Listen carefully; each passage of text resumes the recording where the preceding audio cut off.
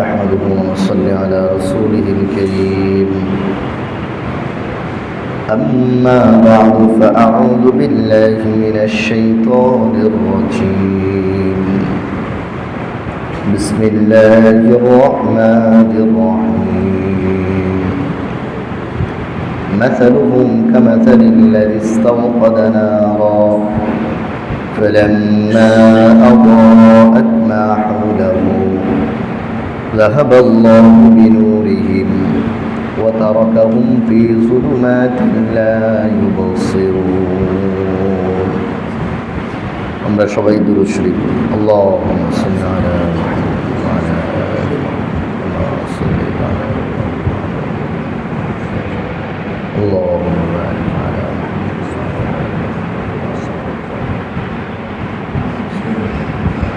এটা তো সামনে চলে আসে।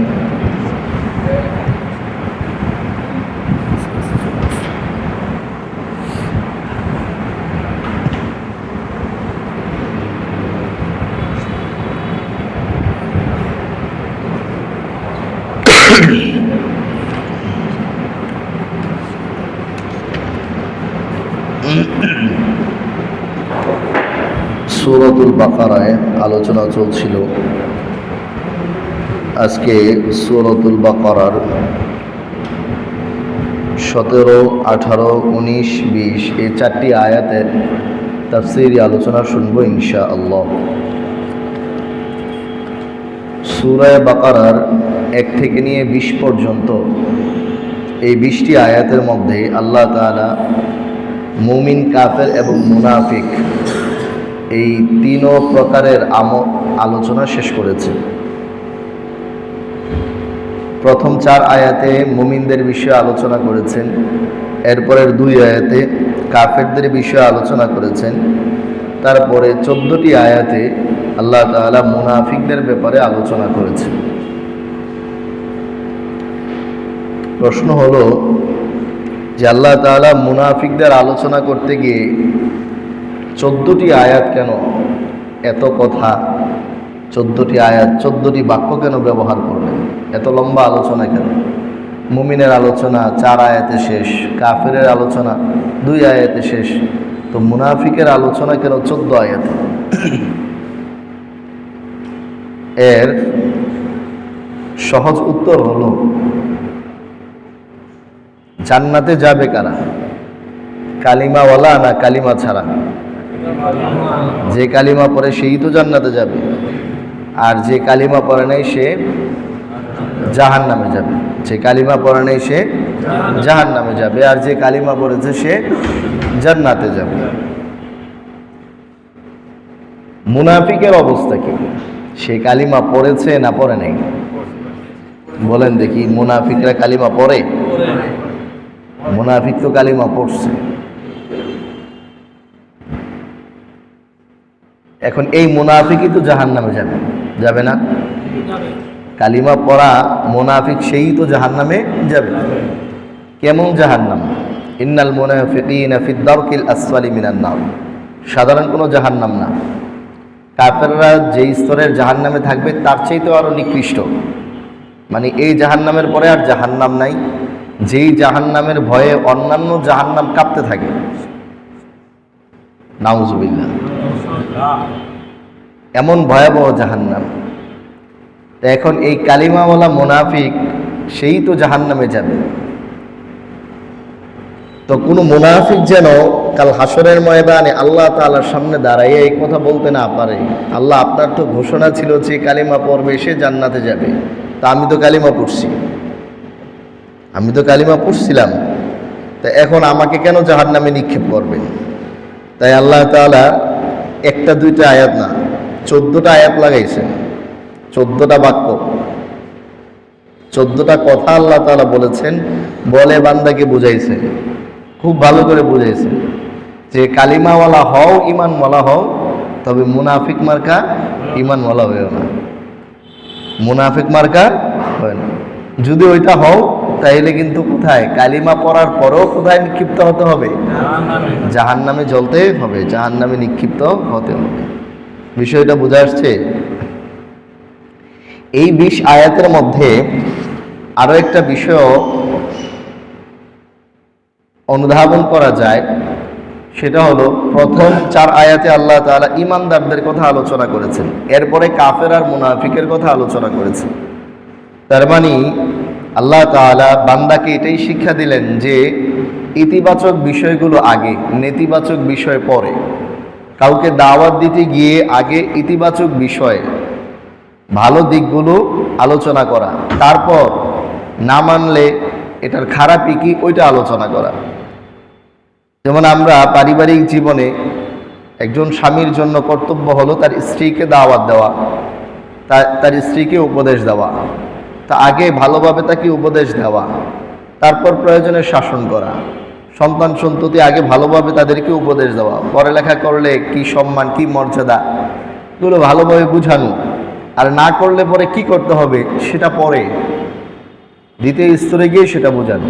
কিন্তু আমরা আমাদের প্রবল রাগ, ক্রোধ এগুলোর কারণে আমরা ধরেই রাগ করে ফেলি। যে কোনো বিষয় ঘটতেই আমরা প্রথমে রেগে যাই, বোঝানোর মানসিকতা খুব কম। একটা কিছু ঘটে গিয়েছে তো আমরা কি করলাম, খুব রাগ করলাম, অনেক রাগ করি।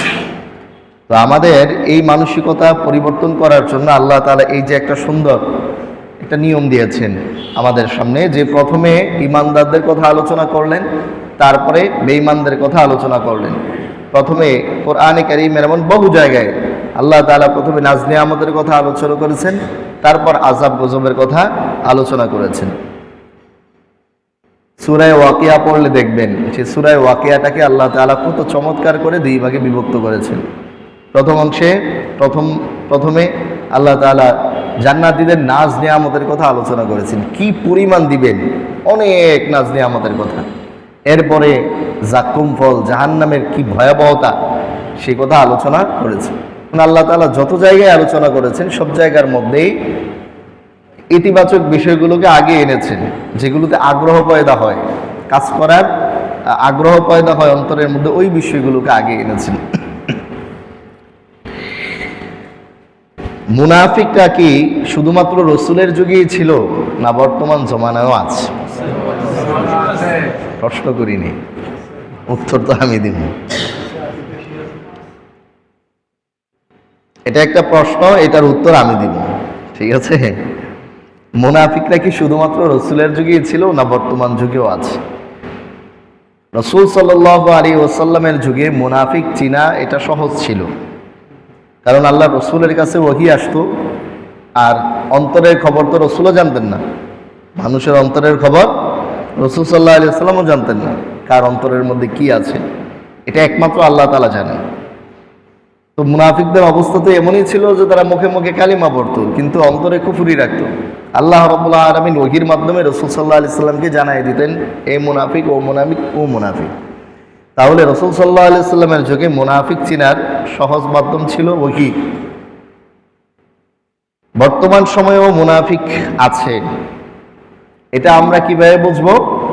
আলামত দেখে বুঝবো। যেই সমস্ত আলামত কোরআনে কারীমের মধ্যে এসেছে, যেই সমস্ত আলামতগুলো হাদিস শরীফে এসেছে, এগুলো দেখে আমরা বুঝবো যে এর মধ্যে মুনাফিকের আলামত আছে, এ মুনাফিক। কথা বুঝা আসছে? তাহলে বর্তমান সময়ে আর অস্তিত্ব আছে না নাই? আছে। এখন তো আর ওহী আসবে না, ওহীর মাধ্যমে আমাদেরকে জানানো হবে না।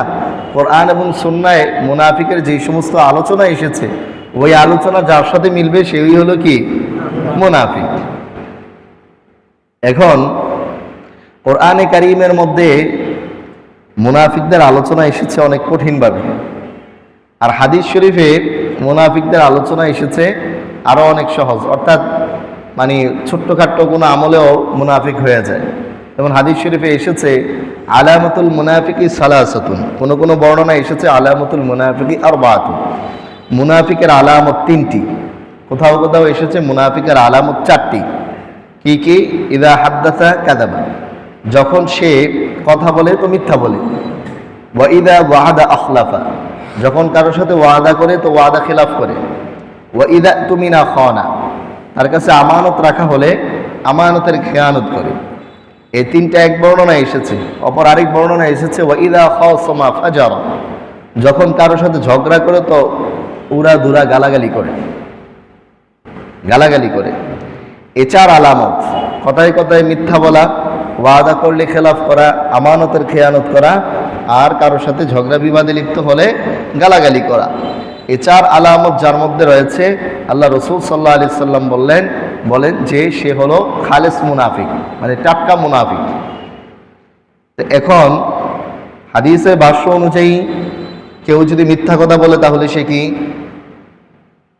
বলেন? মিথ্যা কথা বললে মুনাফিক, ওয়াদা দিয়ে খেলাফ করলে মুনাফিক, আমানতের খেয়ানত করলে, কথায় কথায় কারোর সাথে ঝগড়া করে গালাগালি করলে মুনাফিক। এখন কোরআনে কারীমের মধ্যে মুনাফিকদের আলোচনা এসেছে যে এরা হলো এরকম, সহজ বাক্যে যেটা, যে মুখে বলে ইমানদার আর গোপনে গোপনে কাফেরদের সাথে সম্পর্ক রাখে। কাফেরদের কাছে গিয়া বলে যে আমরা তো তোমাদেরই লোক, আর মুখে মুখে ইমানদারদের কাছে এসে বলে যে আমরা তোমাদের লোক। এটা তো অনেক কঠিন। আশা করি এই সমাজের মধ্যে এই শ্রেণীর লোক পাওয়া যাবে না, কি বলেন? আছে না? এটা একেবারে মনে হয় যে কম। কাফেরদের কাছে গিয়া কি বলে যে আমরা কাফের বা তোমাদের সাথে আছি? হ্যাঁ, এই সংখ্যা একদম কম না, একদম কম। এই সংখ্যাটা একেবারেই কম। আর খুঁজতে গেলে আলহামদুলিল্লাহ আমাদের সমাজের মধ্যে এমন পাওয়া যাবে না। যত যাই হোক, অন্তত এই জায়গাটার মধ্যে খুব সিরিয়াস যে না, কোনো কাফের, আমি উল্টাপাল্টা যাই করি কিন্তু কুফুর টুফুর এগুলোকে ভয় পাই, ঠিক আছে না? তাহলে কোরআনে কারীমের মধ্যে মুনাফিকদের যে বিবরণ এসেছে, এই সংখ্যাটা, পরিসংখ্যানটা একেবারে কম। হ্যাঁ আছে।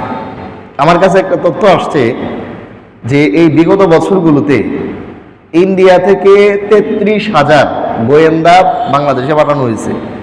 এদেরকে পাঠানো হয়েছে শুধুমাত্র এজন্য যে কারা কারা হিন্দুদেরকে দাওয়াত দিয়া মুসলমান বানায়, এদেরকে খুঁজে বের করার জন্য।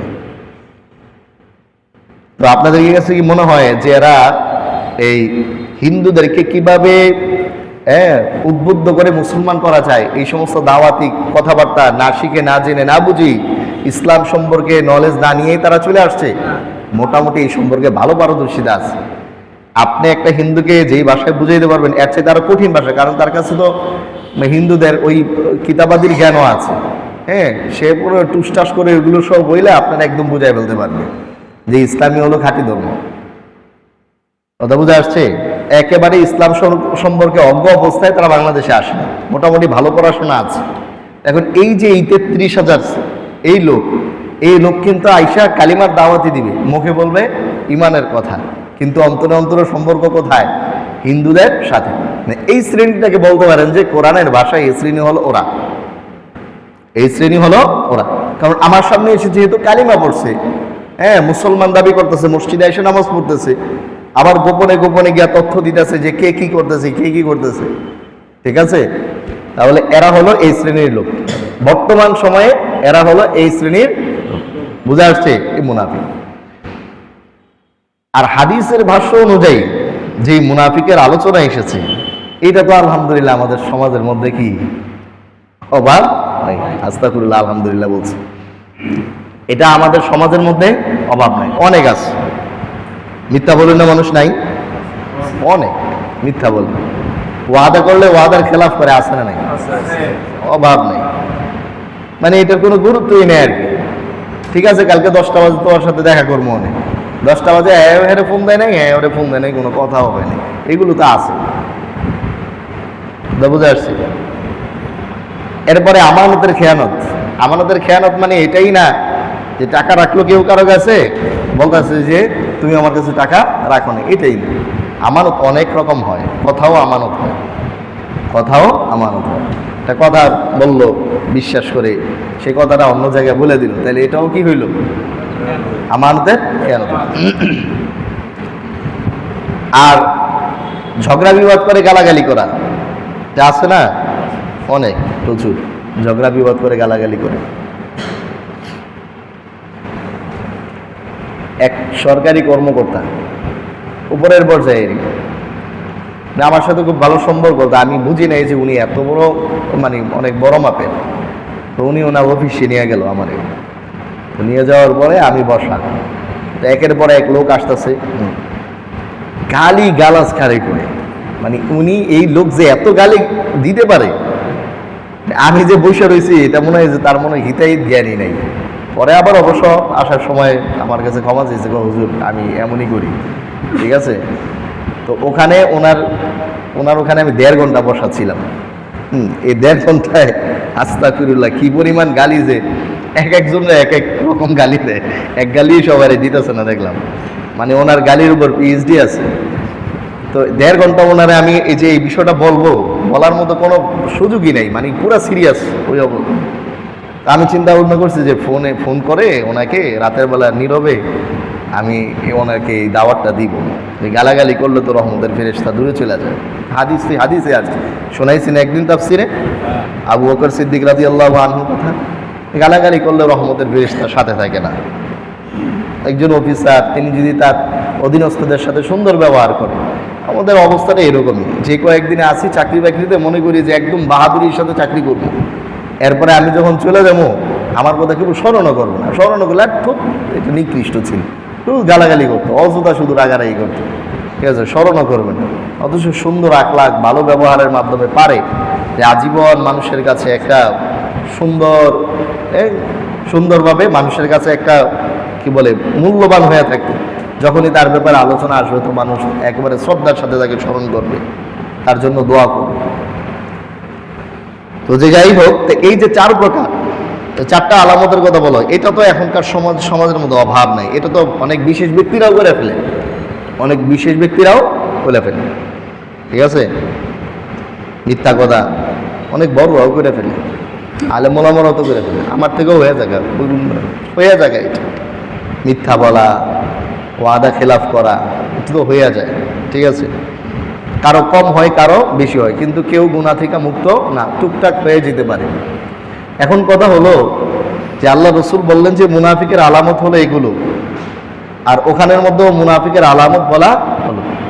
তো এখন এই 2 মুনাফিক, যদি মুনাফিকদের স্থান ওইটাই হয় যে কাফেরদের চেয়ে নিচের স্তরে থাকবে, তাহলে তো এখনকার সময়ে যারা মুসলমান আছে, কোন মুসলমান দিলে জান্নাতে যায়? কথাটা বুঝাইতে পারছি? প্রশ্নটা বুঝছেন? কারণ এই টুকটাক স্বভাব তো সবার মধ্যেই আছে। কথা বললে একটু মিথ্যা বলে ফেলা, অনেক সময় এমন পরিস্থিতি দাঁড়ায় যে মিথ্যা না বললে কোনো, তখন বইলা ফেলে মিথ্যা, ঠিক আছে। তো এমন মিথ্যা বলা, ওয়াদা খেলাফ করা, আমানতের খেয়ানত করা, গালাগালি করা, এটা তো হয়ে যায়। এটার উত্তর হলো মুনাফিক 2 প্রকার। একটা হলো এতেকাদি মুনাফিক, বিশ্বাসগতভাবে মুনাফিক, আরেকটা হলো আমলগত দিক থেকে মুনাফিক, কর্মগত দিক থেকে মুনাফিক, আরেকটা হলো বিশ্বাসগত দিক থেকে মুনাফিক। কোরআনে কারীমের মধ্যে মুনাফিকদের যে আলোচনা এসেছে, এটা হলো বিশ্বাসগত দিক থেকে যে মুনাফিক তার আলোচনা এসেছে। আকীদাগতভাবে যে মুনাফিক তার আলোচনা এসেছে। আকীদাগতভাবে যে মুনাফিক তার ঠিকানা হবে জাহান্নামের একেবারে নিম্ন স্তরে, যেটা কোরআনের মধ্যে বর্ণনা আসছে। আকীদাগতভাবে মুনাফিক। আর আমলি মুনাফিক মানে কার্যত তার কাজে কর্মে বোঝা যায় যে সে মুনাফিক, কিন্তু তার আকীদা কি আছে? ঠিক আছে, কথা বুঝছেন? তার আকীদা ঠিক আছে, কিন্তু কাজগুলো তার মুনাফিকের মতো। মিথ্যা বলে, আমানতের খেয়ানত করে, এই যে কাজ, এগুলো মুনাফিকের মতো কাজ করে। তাহলে এই ব্যক্তি সে ইসলাম থেকে খারেজ না, এই ইসলাম থেকে বাহির হয় না, তার ঠিকানা জাহান্নামও না, মানে স্থায়ীভাবে তার ঠিকানা জাহান্নামের ফয়সালা করার কোনো সুযোগ নাই। কথা বুঝে আসছে? সে যা করতেছে যদি এটার জন্য সে আল্লাহ তাআলার কাছে, এগুলো সবই কবিরা গুনাহ। যে 4টা প্রকার বলা হলো, এই 4টা প্রকারই কবিরা গুনাহ। মিথ্যা বলা এটা কবিরা গুনাহ, আবার ওয়াদা দিয়ে খেলাফ করা এটাও কবিরা গুনাহ, আমানতের খেয়ানত করা এটাও কবিরা গুনাহ, গালাগালি করা এটাও কবিরা গুনাহ। এগুলো সবগুলো কবিরা গুনাহ। কবিরা গুনাহ এটা তাওবা ছাড়া মাফ হয় না। কথা বুঝে আসছে? কবিরা গুনাহ কি ছাড়া মাফ হয় না? তাওবা ছাড়া মাফ হয় না। এমনি তো আল্লাহ তাআলা কোরআনে কারীমের মধ্যে বলেছেন যে ইন্নাল হাসানাত ইউযহিবনাস সাইয়্যাত, ভালো কাজ মন্দ কাজকে দূর করে দেয়। এটা হচ্ছে সগীরা গুনাহ, ভালো কাজ মন্দ কাজকে মিটিয়ে দেয়। ঠিক আছে, ভালো কিছু করবেন তো মন্দ কাজ গুনাহগুলো আল্লাহ তাআলা মাফ করে দেয়। অনেক আমল আছে না এরকম, যে তার একবারে এই যে মুহররমের রোজা রাখবেন তো আল্লাহ তাআলা অতীত জীবনের কি করে দিবে? 1 বছরের গুনাহ মাফ করে দিবে। তো এই যে 1 বছরের গুনাহ মাফ, এটা কি কবিরা গুনাহ মাফ হবে? এই জাতীয় যত ফজিলতের হাদিস আছে, যে 1 বছরের গুনাহ মাফ, 2 বছরের গুনাহ মাফ, 12 বছরের গুনাহ মাফ। এই গুনাহ মাফ দ্বারা সগীরা গুনাহ বোঝানো হয়েছে। নেক আমলের মাধ্যমে সগীরা গুনাহ মাফ হয়, কিন্তু কবিরা গুনাহ এটা তাওবা ছাড়া মাফ হয় না। এটা ওলামায়ে কেরামের সর্বসম্মত মত। তাহলে এই জাতীয় যে অন্যায়গুলো আমরা করি, এগুলো যদি শয়তানের ধোঁকায় পড়ে করেও ফেলি, তো সাথে সাথেই যেন কি হই, অনুতপ্ত হই, আল্লাহ তাআলার কাছে তাওবা করি, আল্লাহ মিথ্যা বলে ফেলেছি, অনেক বড় জঘন্য কাজ হয়ে গেছে, এটা আমার থেকে ঠিক হয়নি। অনুতপ্ত হওয়া এবং আল্লাহ তাআলার কাছে তাওবা করা। কারোর সাথে ওয়াদা খেলাপি করলে যদি এটা ওই ভাইয়ের মনের মধ্যে কষ্ট যায়, তাহলে প্রথমে তার কাছে ক্ষমা চাওয়া, এরপরে আল্লাহ তাআলার কাছে ক্ষমা চাওয়া। আমানতের খেয়ানত করলে প্রথমে ওই ব্যক্তির কাছে ক্ষমা চাওয়া, এরপরে আল্লাহ তাআলার কাছে ক্ষমা চাওয়া। গালাগালি করলে, কারো মনে কষ্ট দিলে, প্রথমে ওই ব্যক্তির কাছে ক্ষমা চাওয়া, এরপরে আল্লাহ তাআলার কাছে ক্ষমা চাওয়া। ওই হাদিস হয়তো আপনাদের মাথায় আছে যে আল্লাহ রসুল বলছিলেন যে দেউলিয়াকে বলো, দেউলিয়াকে। সাহাবা একরাম বলছিলেন যে যার কাছে টাকা পয়সা নাই সেই তো দেউলিয়া। রাসূল সাল্লাল্লাহু আলাইহি ওয়াসাল্লাম বলেছেন না, যে কিয়ামতের দিন অনেক নেকি নিয়ে আসবে, কিন্তু এক এক হকদার বের হবে, তার নেকি সব নিয়ে যাবে। তো ওখানে আল্লাহ রসুল উদাহরণ দিতে গিয়ে বলেছেন কদের শাতামা হাদা, একজন হকদার আসবে যে আল্লাহ তাআলার কাছে বলবে আল্লাহ এ আমারে গালি দিচ্ছে, তো গালি সমপরিমাণ নেকি তাকে দিয়ে দিতে হবে। ঠিক আছে, তাহলে এখান থেকে বোঝা যায় যে গালি দেওয়াটা এটা শুধু আল্লাহর হক না, এটা কার হক? বান্দার হক। তবে বান্দার হক তার কাছে ক্ষমা চাওয়ার পরে কার কাছে ক্ষমা চাইতে হবে? আল্লাহ তাআলার কাছে ক্ষমা চাইতে হবে। তওবার জন্য শর্ত 3টা, যদি অপরাধ হয় বান্দার আর আল্লাহর মাঝে। যদি অপরাধ হয় বান্দা ও আল্লাহর মাঝে, তাহলে তওবার জন্য শর্ত হলো কয়টা? 3টা। গুনাহ বাদ দিতে হবে, গুনাহের জন্য অনুতপ্ত হতে হবে, এবং সামনে এটা করবে না, এটার পরিপূর্ণ পণ অন্তরে অন্তরে করতে হবে, সংকল্প করতে হবে। এই 3টা, যে গুনাহ আছে এই গুনাহ বাদ দিতে হবে, অতীত কর্মের জন্য অনুতপ্ত, সামনে করবে না, এই 3 শর্ত।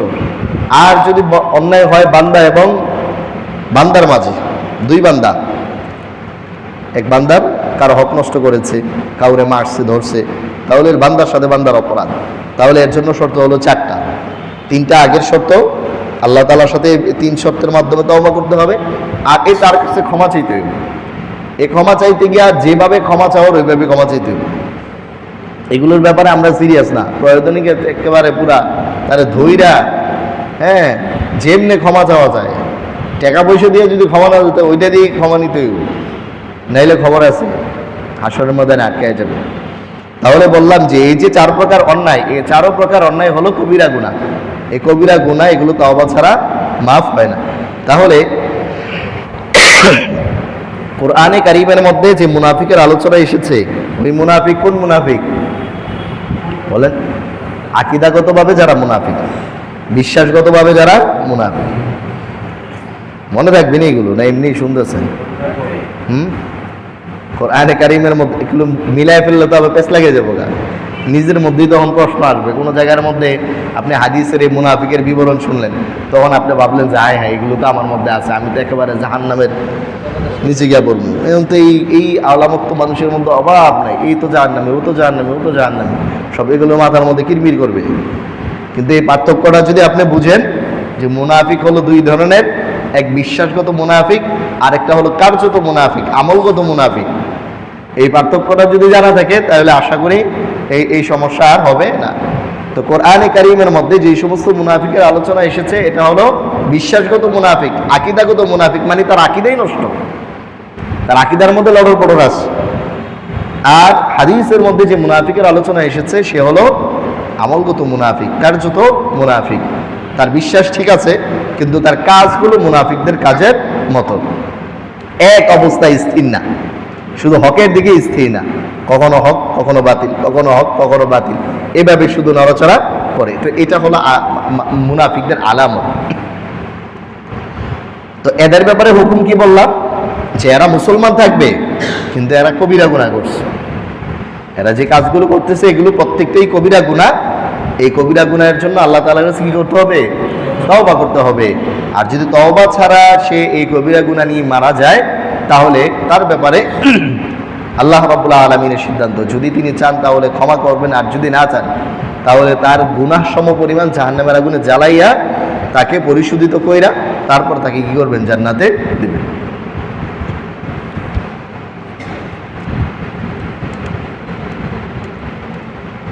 মুনাফিকদের ব্যাপারে আলোচনা করতে গিয়ে আল্লাহ রাব্বুল আলামিন 14টি আয়াত ব্যবহার করেছেন, 14টি আয়াত বলেছেন। এই 14 আয়াতের মধ্যে প্রথম 10 আয়াতে মুনাফিকদের ব্যাপারগুলো তুলে ধরছেন।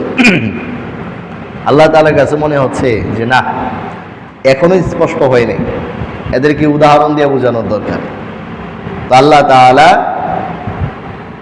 সূরা বাকারার 17, 18, 19, 20 এই 4টি আয়াতের মধ্যে 2টা উদাহরণ দিয়েছেন। 2টা উদাহরণ দিয়ে আরো ভালো করে বুঝাইছেন, স্পষ্ট করে বুঝাইছেন যে এরা হলো মুনাফিক, এই দলের অন্তর্ভুক্ত হইও না। কালিমা পড়বা ঠিক আছে, কিন্তু মুনাফিক মার্কা কালিমা পড়ো না, তাহলে কিন্তু ঠিকানা জাহান্নাম। আল্লাহ তাআলা উদাহরণ দিতে গিয়ে বলেছেন মাসালুহুম কামাসালিল্লাযী ইসতাওকাদা নারা, মুনাফিকদের দৃষ্টান্ত হলো ওই ব্যক্তির ন্যায় যে কোনো আগুন প্রজ্বলিত করলো, যে আগুন প্রজ্বলিত করলো। ফালাম্মা আদাআত মা হাওলাহু, যখন ওই আগুনের আলো চারদিকে ছড়িয়ে পড়লো, যাহাবাল্লাহু বিনূরিহিম, তখন আল্লাহ রাব্বুল আলামিন ওই আলোটাকে ছিনিয়ে নিলেন।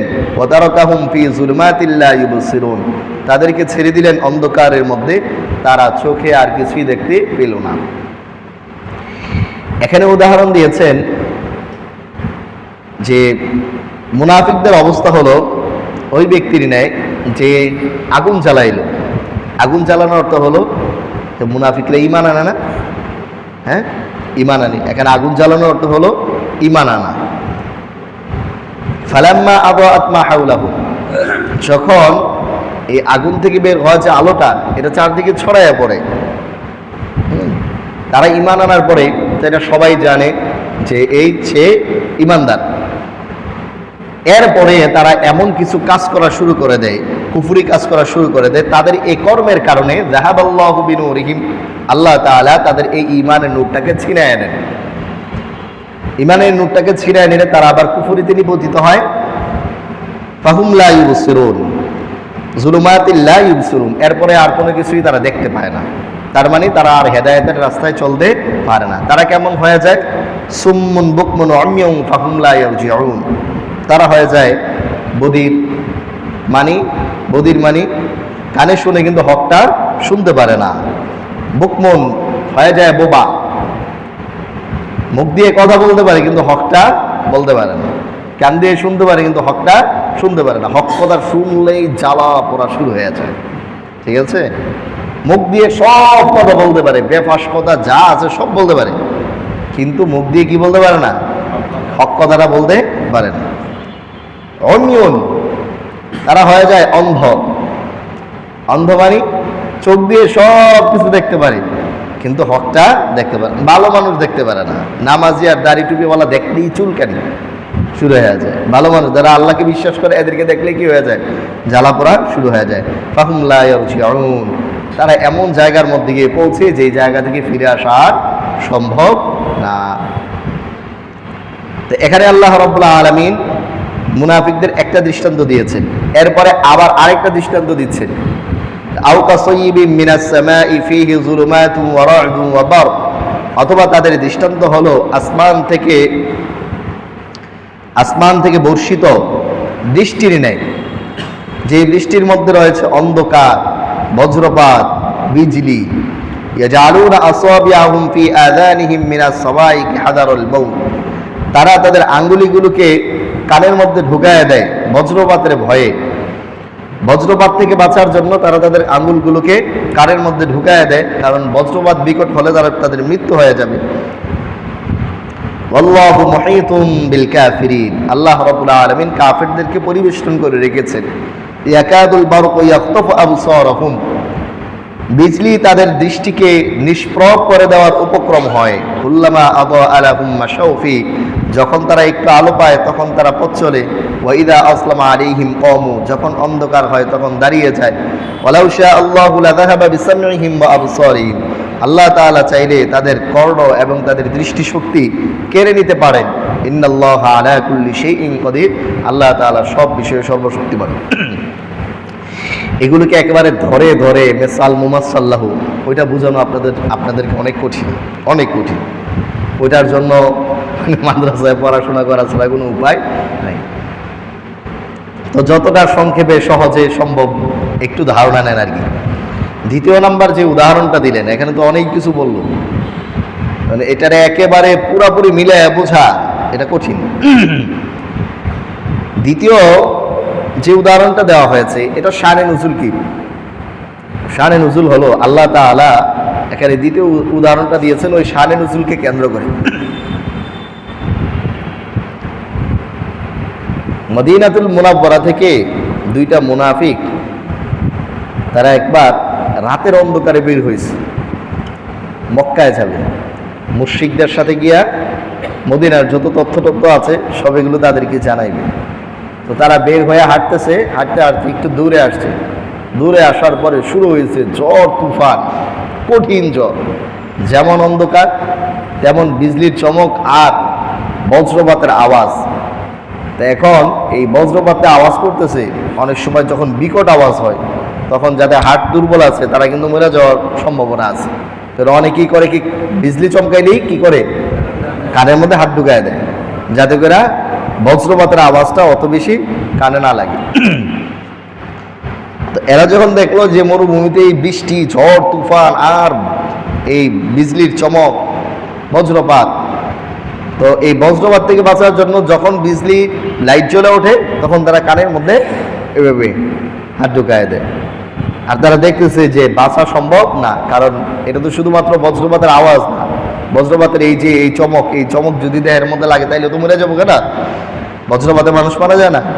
তো এখন তারা বিপদে পড়া তো মনে মনে বলতেছে, আল্লাহ তাআলার কাছে বলতেছে, আল্লাহ তুমি যদি এখান থেকে আমাদেরকে বাঁচায় দাও তাহলে আমরা মদিনায় গিয়া একেবারে পাক্কা সচ্চা ইমানদার হয়ে যাব।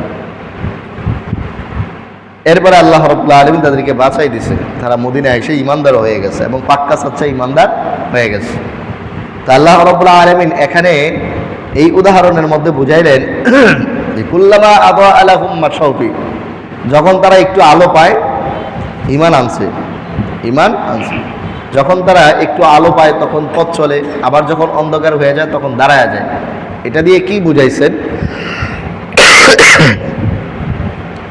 এটা দিয়ে বুঝাইছেন যে ইসলামের যেই সমস্ত জিনিসগুলো তাদের ভালো লাগে, হ্যাঁ, এগুলোকে খুব করে আর তখন একেবারে ইসলাম ধর্মের প্রশংসা করতে করতে পুরো ভাষায় দেয়। যেমন যখন আরবদের ছেলে সন্তানের প্রতি তাদের খুব আকৃষ্টতা ছিল আগের থেকে, এই জন্যই তো জাহিলিয়াতের যুগে যে তারা কন্যা সন্তানদেরকে হত্যা করত, তো ওই যুগের পরে যখন ইসলামের যুগ আসছে, হ্যাঁ, এরপরে তো তাদের মধ্যে ওই আকাঙ্ক্ষাটা কিন্তু আছে, যদিও তারা হত্যা করা বন্ধ করছে, এই আকাঙ্ক্ষা আমাদের মধ্যে নাই। ছেলে পাওয়ার আশা, যে ছেলে জন্ম নেই, হ্যাঁ, এটা সবার মধ্যেই থাকে। মনে করে যে ছেলে মানে হলো কি একটা খুঁটি, এটা নিয়ামত। ছেলের জন্য তো নবীরাও দোয়া করছে, নবীরা দোয়া করছেন না? এখন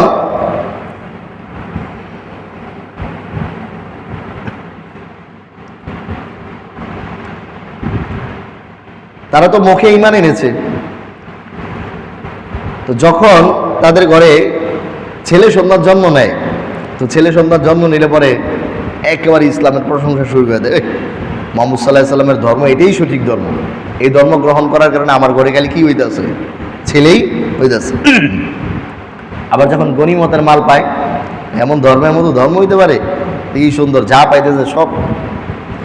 আবার যখন কোনো দেশ বিজয় হয় তখনও তাদের খুশি লাগে, এবার মানে যত পাচ্ছে এই পাওয়া কোনো বিষয় পাইলেই তারা কি করে, ইসলাম ধর্মে খুব প্রশংসা করে। এটা হলো কুল্লামা আদা আলাহুম মাশাউফি, যখন আলোকিত হয় তখন পথ চলে। ওয়া ইদা আযলামা আলাইহিম কম, যখন অন্ধকার হয় তখন দাঁড়ায় যায়। যেই মনে করেন একটা ছেলে জন্ম নিয়ে মারা গেল, এই শুরু হয়ে যায় যে কি ধর্ম গ্রহণ করছে, এই ধর্মের কারণে এই সমস্যা। যখন কোনো তাদের পালতু পশু পাখি এগুলো মারা যায় তখনও তাদের এই আপত্তি শুরু হয়ে যায় ইসলামের উপর। মানে তাদের ক্ষতি যখন হয় তখন ইসলামের নিন্দা, আর যখন তাদের উপকার হয় তখন তারা ইসলামের প্রশংসা করা শুরু করে দেয়। এই বাস্তবতাটা আল্লাহ রাব্বুল আলামিন কোরআনে কারীমের আয়াতের মধ্যে এই উদাহরণের মধ্যে ফুটায় তুলছেন যে তাদের অবস্থা হলো এরকম, যে তারা ভালো জিনিসগুলো, উপকারের জিনিসগুলো পাইলে ইসলামের প্রশংসা করে, আর ক্ষতির জিনিসগুলো যখন আসে তখন ইসলামের নিন্দা করতে শুরু করে। তো এরা হলো মুনাফিক। এই মোট 7 নম্বর আয়াত থেকে নিয়ে 20 নম্বর আয়াত পর্যন্ত মোট 14টি আয়াতের মধ্যে আল্লাহ রাব্বুল আলামিন মুনাফিকদের ব্যাপারে আলোচনা করলেন। আশা করি আপনাদের মনে থাকবে, সবসময় মাথায় রাখবেন যে সূরা বাকারার প্রথম 20 আয়াত, এই 20 আয়াতের মধ্যে আল্লাহ রাব্বুল আলামিন তিন প্রকারের আলোচনা করেছেন। প্রথম 4 আয়াতের মধ্যে কার আলোচনা? মুমিনদের আলোচনা। এরপরে 2 আয়াতে কাফেরদের আলোচনা। এরপরের 14 আয়াতে মুনাফিকদের আলোচনা। এই মোট 20 আয়াত। জি, সুবহানাল্লাহ।